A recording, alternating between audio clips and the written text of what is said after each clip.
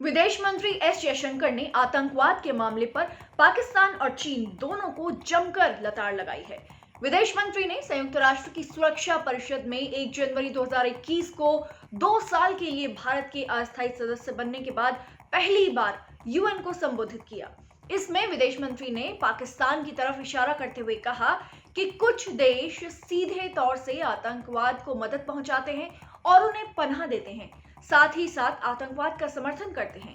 ये देश आतंकवादियों को जानबूझकर वित्तीय सहायता और सुरक्षित स्थान मुहैया कराते हैं।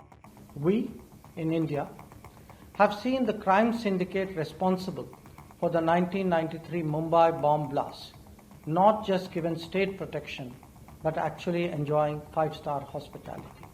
साथ ही पाकिस्तान की ओर संकेत करते हुए विदेश मंत्री ने यह भी कहा कि मुंबई हमले के जिम्मेदार लोगों को पनाह दी गई और उन्हें कुछ देशों ने 5-स्टार फैसिलिटीज में रखा। विदेश मंत्री के संबोधन में भारत की ओर से आतंक के लिए अंतर्राष्ट्रीय समुदाय को जवाबदेह ठहराने की मांग भी की गई।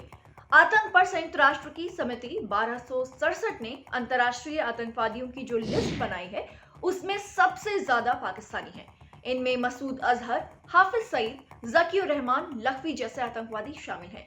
चीन का नाम लिए बगैर विदेश मंत्री एस जयशंकर ने कहा कि किसी कारण के बिना आतंकवादी सूची में बाधा डालने और उसे रोकने की प्रथा भी खत्म होनी चाहिए और ये केवल हमारी सामूहिक जिम्मेदारी को ही बढ़ाएगा। अगर ऐसा नहीं करते हैं तो इससे सामूहिक विश्वसनीयता नष्ट होती है।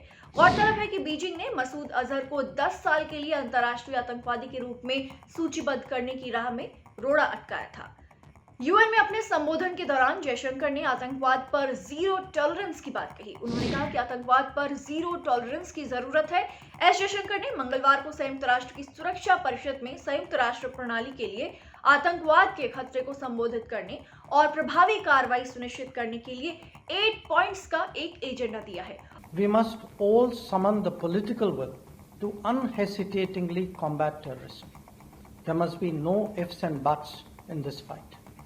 Nor should we allow terrorism to be justified or terrorists glorified. 2.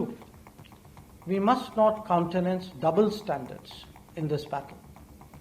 Terrorists are terrorists. और उनका ये 8 पॉइंट्स का एजेंडा दुनिया भर में आतंकवाद को खत्म करने के लिए बेहद जरूरी साबित हो सकता है।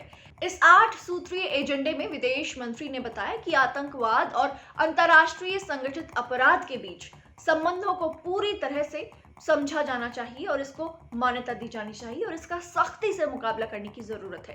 देखना होगा कि क्या पूरी दुनिया का रवैया, हमारे आसपास के देशों का रवैया, हमारे चीन और पाकिस्तान जैसे पड़ोसी देशों का रवैया क्या आतंकवाद को लेकर बदलेगा।